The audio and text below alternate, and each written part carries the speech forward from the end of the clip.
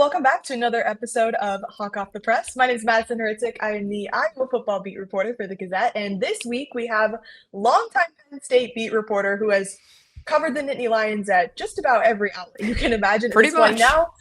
now has a Substack page called Inside the Lions. This is Audrey Snyder. Welcome to the show. Thank you, Madison. I appreciate it. It's been a quiet week around here. This is a good reminder that there is a football game on Saturday, that Penn State has more going on than a coaching search, a quarterback injury, and all of that. You haven't been busy at all or anything like that. Nothing No. out of the ordinary. No, but it truly has been a chaotic week. I know we were talking a little bit before we started recording, but you were saying to me, this is something that nobody expected at the beginning of the year, but you had a pretty clear instinct after the loss to Northwestern on Saturday night that this was a possibility. I'm just curious, what was your gut reaction to seeing the news, kind of hearing about the news when you were looking to confirm it, and then just kind of the immediate fallout that's been since then?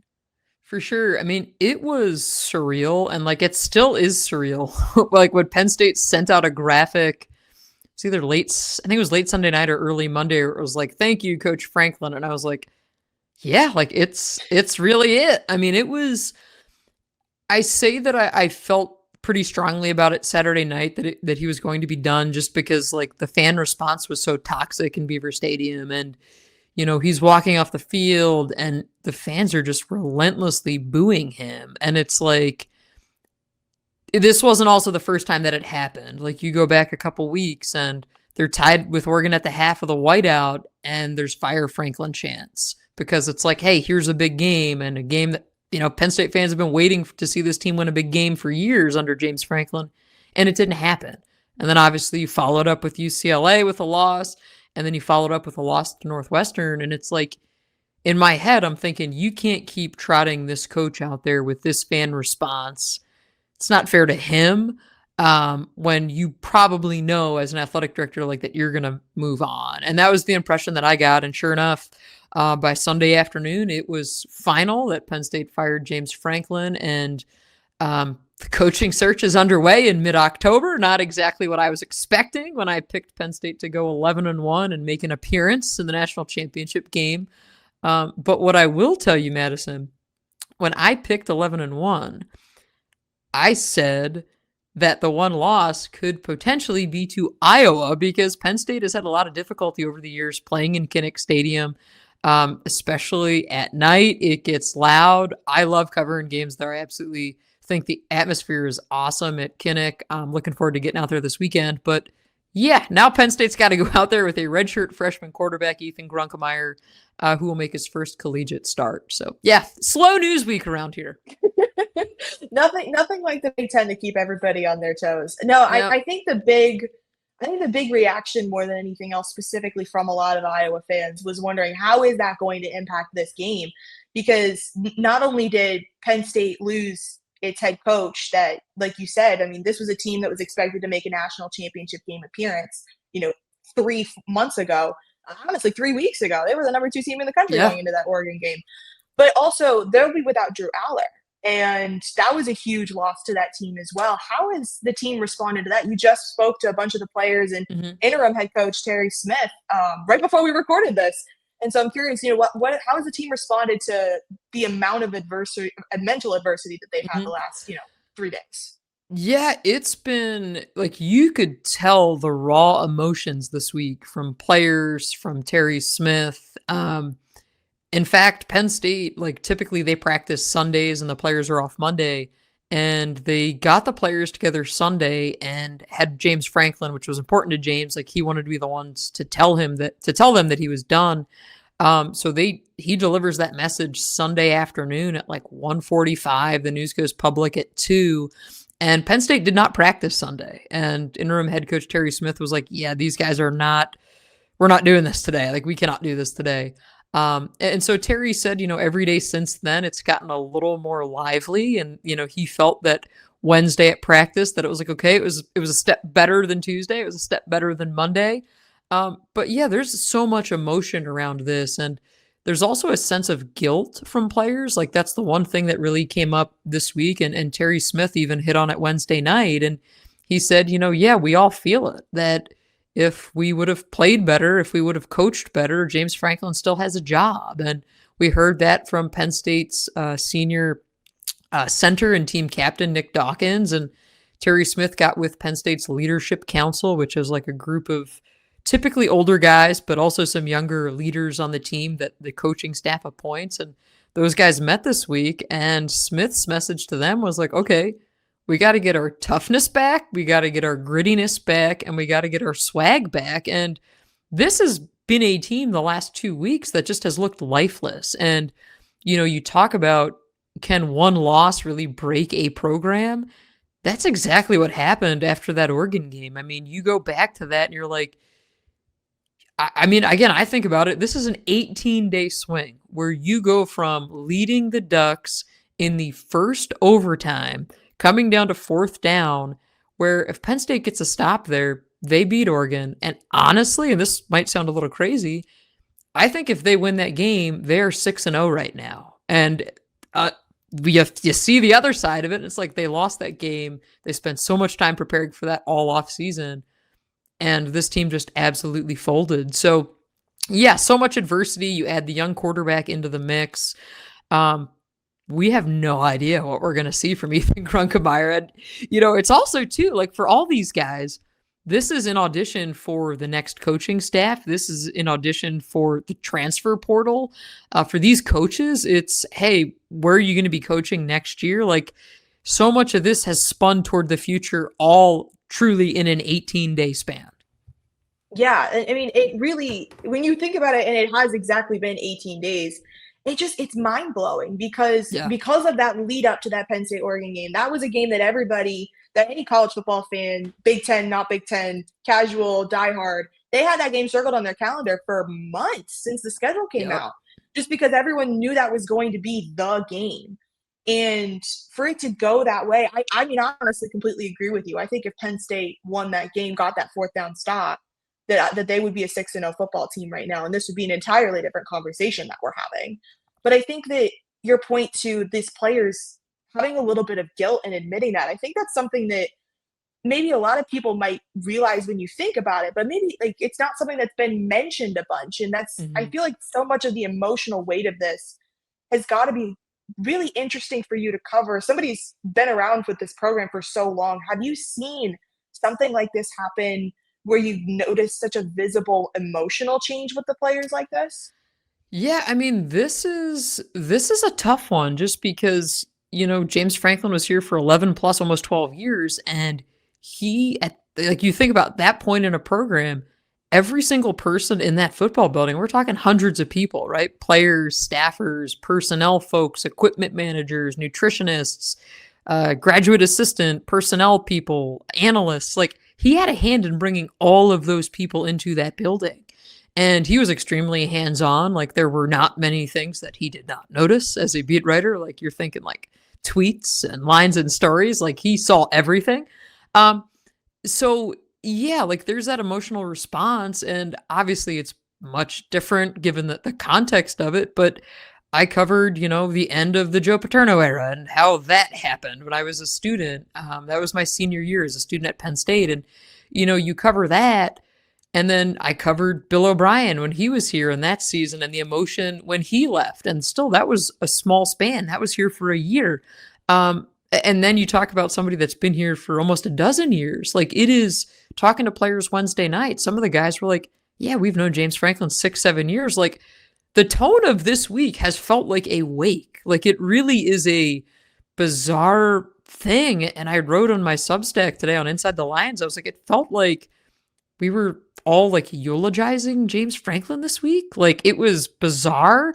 But I mean, this is also like the year that fans were waiting for, and that everything was geared toward this year, and you went all in with all your resources and rev share, and to have everything blow up in their faces by mid-October is just, I mean, it's unfathomable. It's surreal. Certainly one of the biggest flops in the history of college football. And yeah, I mean, I've never covered something where it's gone south like this on field so quickly, and you still look at this roster and you're like, there's so much talent on this team on paper. Like, what happened, right? And this defense, like, that should have been one of the best in the country is not. And why is it? I mean, it is really baffling. And so many of the questions that, I'm asking players and coaches, and we as a media corps are asking players and coaches, are so many of the questions that they're asking internally. Like, they don't really know what happened that they got to this point either, which makes it pretty crazy. Yeah, and that's such a hard thing to try and answer too when you are a reporter, because if they don't know how to answer it themselves, it makes it hard for them to Yeah, explain it to you. And then 100%. fans are wondering what's going on, and everyone's just kind of sitting here looking at each other like, I don't know, do you know? And I think that that's just made it. I think it's just Yep. I can understand the difficulty of not only covering it as a reporter, but also just trying to understand and make sense of all of this, because it has happened so fast. I remember sitting on the first episode that I did for this podcast saying, we always made the joke that there's always one game that Penn State drops that they shouldn't have. Which one is it going to be? And being Iowa, me saying, Iowa, that matchup, it could happen. That could be the game. But then also saying it and following it up with, but they also have some of the best players in the country. You look at that roster, and it's basically an NFL fantasy lineup waiting to happen. Yep. And I still feel like on paper, that's a true statement. It just hasn't shown up this season. And I think it's so interesting to see it. How much of the talent do you think is still available to be used and to be seen at that level despite all of the chaos? I mean, if at all? Yeah. No, and one of the things that I brought up this week, and I asked Terry Smith about it in terms of like simplification. And this is a defense that went out last year. You bring in Jim Knowles from Ohio State, you make him the highest paid coordinator in the country, and there's a problem. Like, the players cannot understand his system, and it's to the point where they're trying and they're trying their hardest, but there is a legitimate learning curve, and you're seeing it play out on the field. And I asked Terry this week, like, are there things that you can do at this point in the year to simplify the defense? Because James Franklin even told us a few weeks ago, he said, yeah, our defense is not playing nearly as fast or as aggressive as they had in the past. And it's like, well, why is that? Because you do return so much of that same talent. And it's the system and trying to get guys to understand it. And so much so that a lot of the defensive backs have shown up to defensive staff meetings, and they're going in there and saying, like, okay, coaching staff and Jim Knowles, like, oh, we better like, this is what you want. When you say this is what you want, and this is what the linebacker does here. Okay. Like, I've never covered a program where you've had players, like maybe quarterbacks, but not defensive players, going into staff meetings to try and better understand what they're being taught. So, like, I think you have to put some of that on the teaching side of it. But yeah, I mean, the talent's still there. The thing that's so weird is we were all hyping them up in the preseason with this offensive line, and this could be the best offensive line in the country and the best O-line at Penn State since 1994. They've been horrendous. And it's like, you look at it, you're like, well, what happened there? And it's been kind of this weird combination of one guy every play or one guy every here and there that's been off.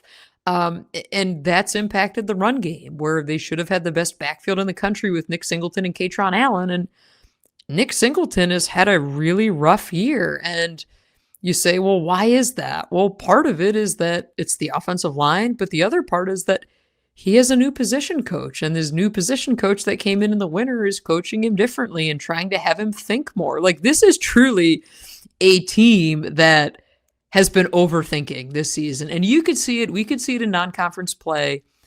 And then it's like, okay, like, maybe they're going to figure it out, whatever. And they didn't. And so now I think at this point you have to say, all right, like, you're playing with house money. You're 3-3. Like, I think it helps now that you have a redshirt freshman quarterback that you can tailor the offense to him and probably simplify some things on that side of the ball. But yeah, the talent is still there for the most part, but we just haven't seen it. Yeah, well, let's get into some of the X's and O's with this a little bit. You spoke with Ethan Grunkemeyer for the first time earlier today. It was Wednesday night. What did you learn from him? This is going to be his first collegiate start. He's sat and watched Drew Aller play.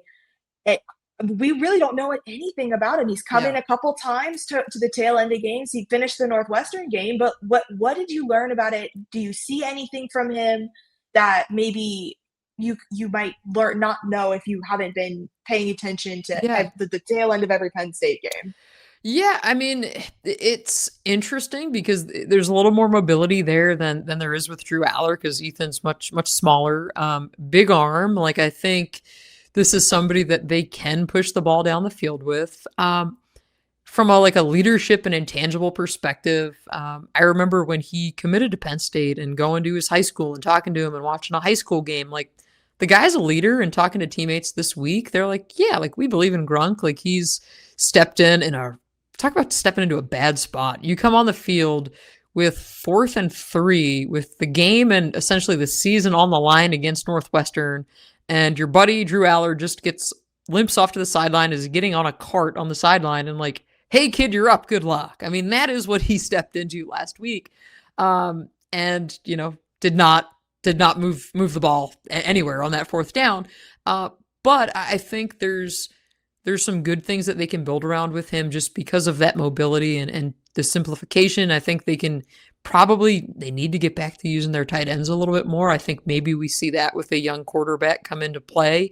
But Drew Aller, so this is the other side of it. Like Aller hasn't been with the team this week. He's been meeting with doctors and stuff like that. So he's been talking to Grunkemeyer every day. They've been texting, communicating. And one of the things that Ethan told us Wednesday night was, yeah, Drew's trying to tell me and explain to me like, hey, on the road, it's going to be really loud. Like do this, make sure, when you're in the huddle and you're calling out plays, you're at the line of scrimmage, like you got to yell and you have to be loud, and just trying to like help him along with all of these little things. And, they say it here, and I'm sure they say it probably everywhere, like, oh, prepare like you're the starter. Well, we're going to see Ethan Grunkemeyer's preparation. And this is somebody too that he was in a close camp competition for that backup job with Jackson Smolik in the preseason. So this isn't somebody that, you said from the get-go, oh, this guy's the surefire number 2. Like, no, there was a competition that played out there through the preseason. So,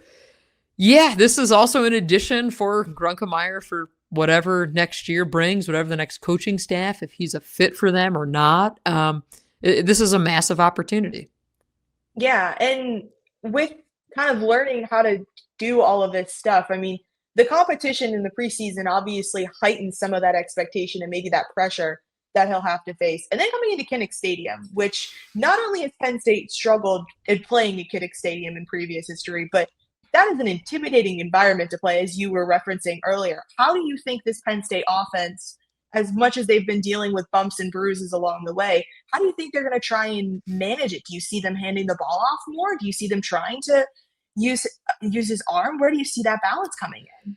Yeah, it's going to be fascinating to see what Terry Smith does, because he was a wide receiver at Penn State, but he's been the cornerbacks coach here, so more like defensive minded. So it's really going to be interesting as the head coach, or does he just dictate to Andy Kotelnicki, the OC, who is like super creative, but also like we've seen too much overthinking from the offense this year.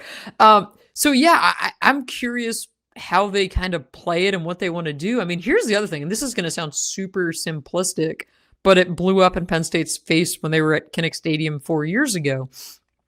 In that game, Sean Clifford, Penn State, they go up, Clifford gets hurt, he exits, and they have to go to their backup quarterback, Taquan Roberson. And Roberson, his center could not hear the quarterback, could not hear the cadence. Like they're going with the clap cadence, he cannot hear it. And Penn State kept getting penalty after penalty. And afterward, James Franklin was like, yeah, like this was a failure. Like our quarterback was not loud enough at the line of scrimmage, which is insane. But Penn State, I think, learned from that lesson of, hey, here you go again into Kinnick Stadium. This time you at least have all week to prepare for it. The crowd noise was amped Wednesday night, trying to get Grunkemeyer ready for that. But yeah, I mean, things as simple as the quarterback center exchange when you're working with a new guy, being able to hear the snap count, like all those little things that you take for granted when you have a veteran quarterback, that's now all on the table. And oh yeah, it's a night game at a really tough place to play. This is a really rough spot for Ethan Grunkemeyer to be thrown into, but hey, it's an opportunity. It's why you come to, these big time programs for these chances. Yeah, well, and it's funny you mentioned the false starts. Ironically enough, one of the very first things that I was told when I took this job, started learning about the history of Iowa and trying to crash course myself as much as I could. I've had those back to back false starts mentioned on Yeah. a multitude of times, as like iconic moments in Iowa football, like Big Ten Yeah. history. So I mean, it's not surprising that you're seeing Penn State, especially Drew Aller, like letting Ethan know, like, you gotta be loud, like you have to be, and Mhm. it is going to be. I mean, it's a sold out game. They announced it earlier this week that it's going to be a sold out one. But I'm curious, from your perspective, you've covered a lot of Big Ten football. You've seen Iowa and Penn State play against each other. From what you've gathered this year, how do you feel like Iowa matches up with Penn State? Obviously, a lot's changed in the last, Yeah. 3 days, but how have you seen the Hawkeyes kind of evolve throughout this year, and what do you think Penn State might need to do to try and get a win? Yeah, the thing that Penn State needs to do is the thing that they've been struggling to do most of this year, which has been also perplexing because we had asked James Franklin about this a lot, is they have a good running game with Katron Allen. That should be Penn State's bread and butter. But they've decided to continue operating in a timeshare between Singleton and Allen. And it's like Allen gets rolling and, looks really good. And then he might be out for 2 series. And then Singleton's like not going anywhere. And so you lose that momentum. And to me, like that's especially with a young quarterback, like Penn State's going to have to run the ball. You'd like to see them come out and try to get Grunkemeyer into some kind of rhythm early on with some short throws and some screens. Like I could see them trying to go that route with Nick Singleton because of his speed and his ability to get to the edge. But what I thought Penn State was going to be built around this year, back when this once promising season started, I thought they were going to be built around this defense. And to me, that was the thing that could tilt games in Penn State's favor, because historically they have had good defenses during James Franklin's tenure. And, this pass rush has got to be a lot better. I think that's the one area where Dennis Sutton, Penn State's defensive end, he could break this game open. Like he is that kind of NFL talent. But again, if your defense is overthinking, good luck. I mean, that's the other part. And, you then compound it with the injury that Penn State lost their second best, you could argue second best linebacker in Tony Rojas a couple weeks ago. And so now it's like you've got deficiencies at linebacker that you can't make up for because you're in a 4-2-5 defense. And what do you try and do? Like, do you do more 4-3, which is what we saw him try and do last week against Northwestern, to get another linebacker on the field because their one guy, Dom DeLuca, keeps getting exposed? Like, it is, Iowa can absolutely attack Penn State in the linebacking core. Obviously, Iowa, you're always thinking defensive backs. Like, again, back to August, my thinking was Drew Aller throws a pick or two in Kinnick Stadium. And I just, to me, like you do not know what you're going to get from Penn State at this point. Like it is, I'm not picking them to win the game just because it's like after what they've put on the last 2 weeks, right? Like this is a team that scores 14 points in a hurry in the fourth quarter against Oregon, but then can't do anything against Northwestern. Like it has been that crazy. But yeah, I think Iowa certainly has the advantage in this one in a lot of areas. Yeah, it's been so interesting watching this matchup basically turn on its head as quickly as it has. Because I think that this was obviously a game that a lot of people said, oh, this could be the game where the Kinnick Stadium magic, where a sneaky win that just kind of makes everything a lot more fun for Iowa fans. Like that Penn State game could be the game, and then now it's this wouldn't be a sneaky win anymore. Kinnick Stadium magic. This would genuinely be the matchup is just in Iowa's favor. So I'm curious. You've again kind of similar question in the sense of what can Penn State do to try and beat Iowa. What does Iowa have to be really, really good at to make sure that the Hawkeyes are the ones to end up on the right side and expose maybe this fractured Penn State team? It's going to sound so Big Ten of me to say this. Special teams, honestly, like so I mentioned Dennis Sutton earlier. He has blocked 2 punts in back-to-back weeks. So, and this is someone, like you talk about creative ways that you want to get your best players involved. They've had Dennis Sutton on the punt return unit all year and been lining up trying to block punts.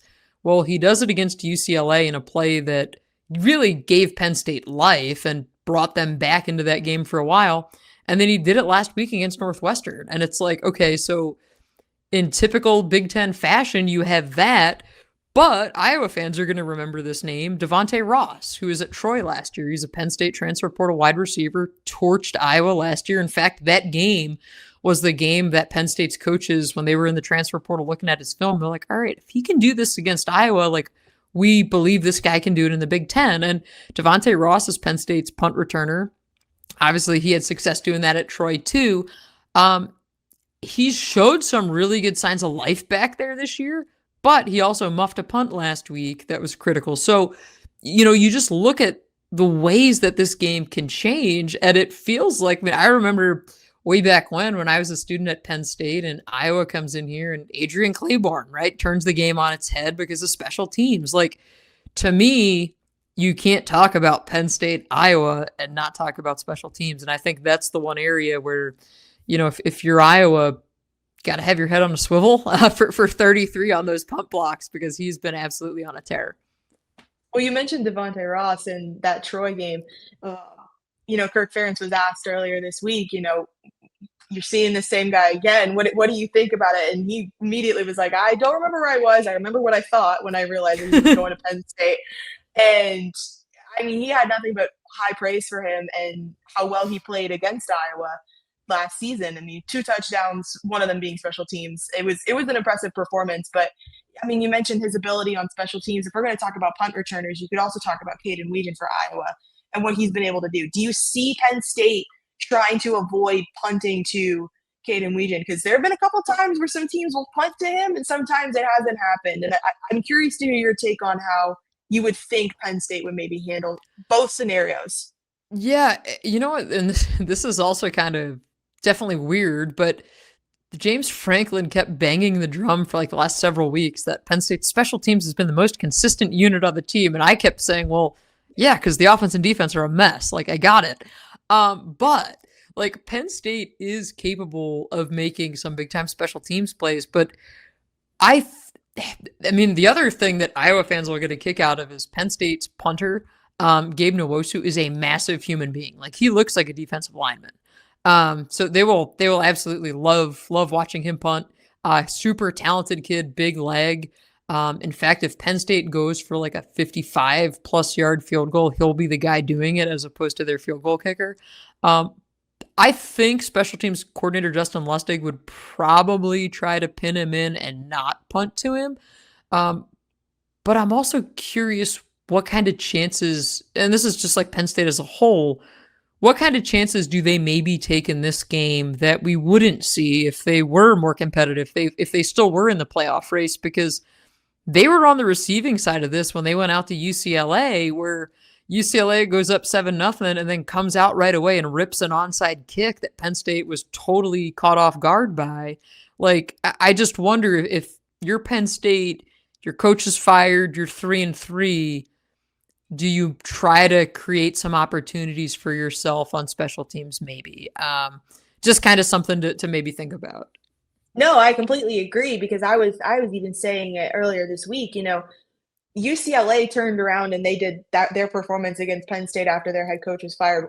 How likely is it possible that scenario happens with Penn State, that this firing of James Franklin, as much as it's been difficult and it's an emotional locker room right now, how much does that light a fire under this team?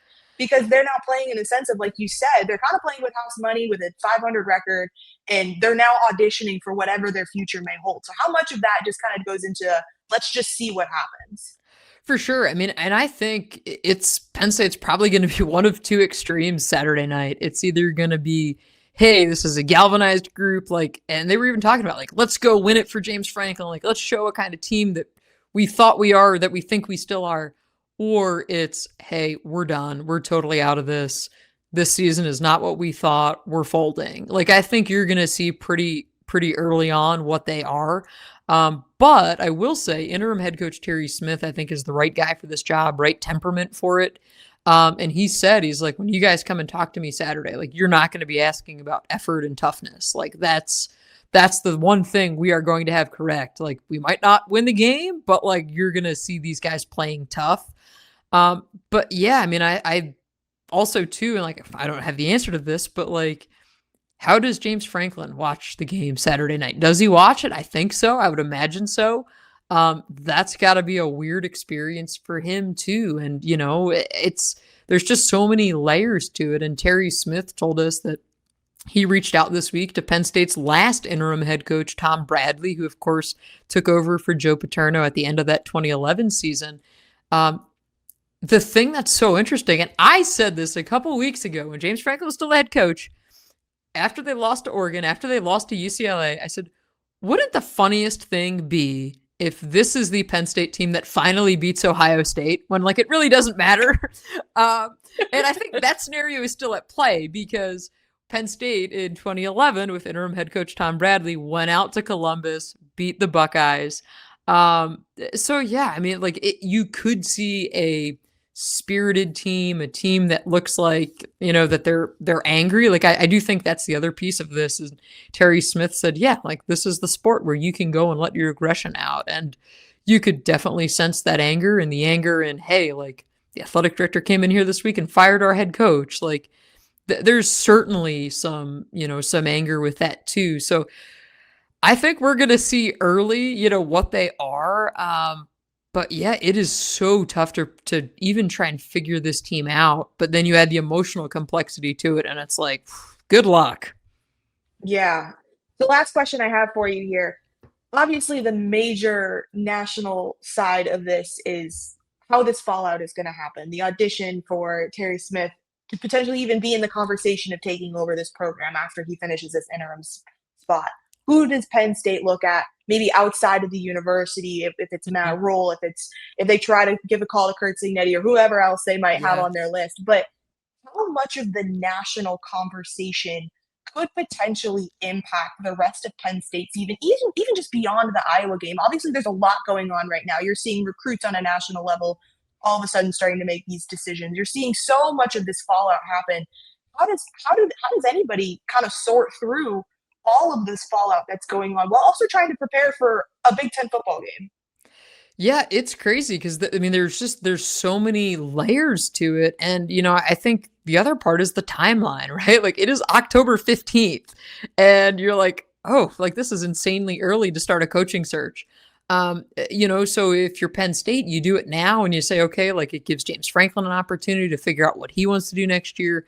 It gives Penn State their opportunity to kind of have maybe the pick of candidates or at least have a lot of initial feeler conversations, which is what I think we're going to start seeing at the end of this week and next week. Because again, this is still so early on that like they're not moving on anyone right now.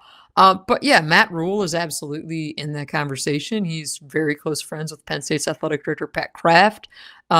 These are guys obviously that work together at Temple. You look at what Rule's done at Baylor, what he's doing at Nebraska. But here's the other thing to think about with that. You know, if Nebraska ends up going 10-2 and they're in the playoff, well, then you're playing in late December, and that messes with Penn State's timeline, and that then impacts signing day and this recruiting class. And so what do you do? Like, I think you ideally want to have your head coach probably by that first, second week of December. But that also means you have to have a coach who most likely isn't in the playoff, which, okay, like that maybe takes Indiana out of the conversation. Kalen DeBoer, like what happens if Alabama continues to kind of flame out? Like, could that be an option? Eli Drinkwitz is certainly a name that we've heard a lot about too. Like, could that be an option? You know, but when you make the move that Penn State made by moving on from James Franklin, you're taking big swings. Like that's what that move is. Like you're trading the stability of 9, 10 win, maybe 11 win seasons for the hope of actually winning a national championship and going all in. But what if you don't get whoever's at the top of that candidate list, right? That's where I think all of this gets so interesting. But yeah, I mean, it is, I've never covered a team that's had a coaching search start this early in the year for football. Like this is certainly a new one, and this is my 15th season covering these guys. You know, but it's just, this is where they're at, and they felt it was right to make the move now. But I mean, you also like, it was super funny on Monday after Terry Smith gets done talking to the media, and he answers all the questions, and he stands up, and everybody kind of looks at him, and he pauses, and he goes, "Everybody, pray for me." And I mean, and that I think is like, he said it smiling, laughing, but also like there's a level of seriousness to that where he's got to try to keep this team together. He's got to prepare for a game this week. He's got a new starting quarterback. You've got kids that are angry that their head coach got fired. He's trying to audition for this head coaching job. It's just a lot. And also like you're going on the road too. So like there's that angle to it. But yeah, it is going to be a massive national storyline of how this plays out. And, we all thought that Penn State would be certainly nationally relevant this year, but we did not think it would be nationally relevant because of a coaching search. Yeah, it's a nationally relevant, but not in the way any of us would have expected. Yeah. If you had asked us back in August, that would be like.